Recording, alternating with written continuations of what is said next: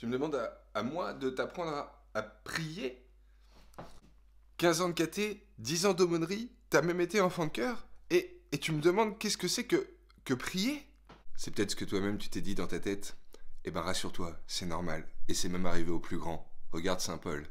Lui-même, il nous dit qu'il sait pas comment faire pour prier. Au final, est-ce que c'est pas normal qu'on ait parfois des doutes sur les choses qui nous tiennent le plus à cœur? Par exemple, des amoureux. Eh ben, c'est normal qu'au bout de 6 mois, 5 ans, 20 ans, un jour, forcément, ils vont se demander, qu'est-ce que c'est vraiment que aimer? Est-ce que je le fais comme il faut? Ah mais en ce moment, il y a des chaînes de prière qui se créent là, sur internet et tout, sur les réseaux. C'est trop mignon. Chacun chez soi, on prie en même temps. Ah, je voudrais vraiment faire partie de ces groupes, mais j'avoue, je suis pas sûr que ça marche vraiment, quoi. Donc j'ai du mal à me lancer. Je caricature et pourtant, c'est sûr que si on nous a jamais vraiment appris, alors c'est sûr, apprendre le comment, mais ça je crois que on se souvient tous au moins d'une ou deux prières qu'on nous a fait apprendre quand on était petit. Apprendre le pourquoi. À quoi ça sert? C'est quoi le sens de la prière? Comment ça marche? Enfin, si ces questions peuvent trouver des réponses, bien sûr. C'est sûr que si on sait pas, eh ben, on peut s'en vouloir un peu de pas réussir à prier comme on voudrait, dans ce temps si particulier. Heureusement, c'est pour ça qu'il y a le tuto prière. Tuto prière. C'est quoi au fond, prier? Est-ce qu'on serait capable de répondre à cette question en 5 mots maximum? Nous les chrétiens, on a une chance particulière. C'est celle de croire, d'avoir confiance que Dieu, il s'est révélé en un homme, Jésus-Christ. C'est aussi lui là, sur la statue. Blond aux yeux bleus, la morphologie typique d'un Palestinien il y a 2000 ans. Et si on allait voir donc comment notre ami Jésus parle de la prière? Utos un prosokeste humeis. On pourrait croire que je me la pète un petit peu. Et en fait, la traduction littérale est écrite en dessous.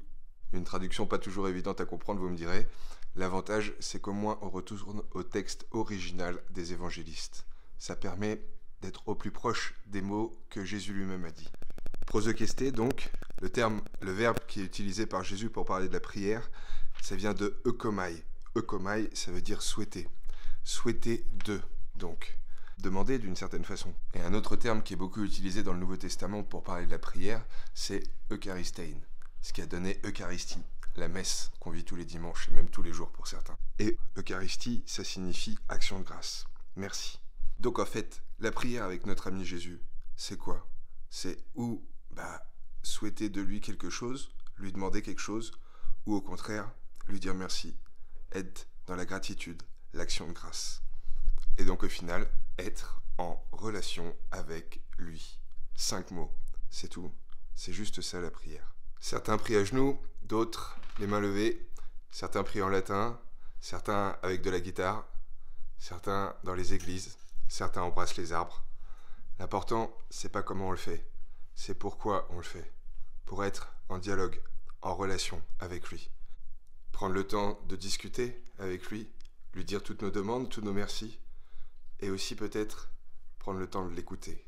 Lui, le Père, lui Jésus, lui l'Esprit d'amour.